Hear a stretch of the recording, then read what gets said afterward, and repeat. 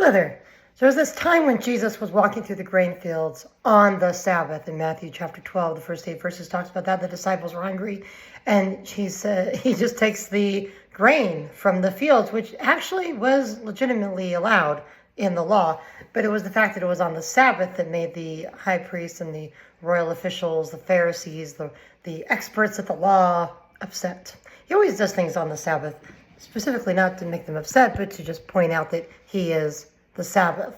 And the question is, what are we, being Christians, supposed to do with the Sabbath day? It's a good question. People have been talking about since, the Lord put it in the law.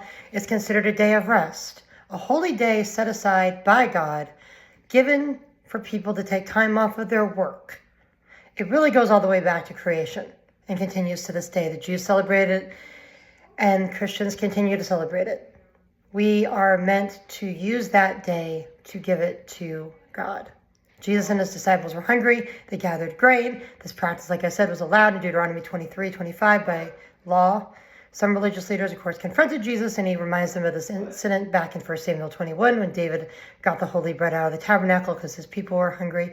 And it's basically saying, this is the son of David. I have more authority than David did as king. I now can do what I want. I can do what I want. I'm God. I'm the one who made the law in the first place. Many of the encounters we read about Jesus doing miracles and healings on the Sabbath, all these things are written for our knowledge and our understanding.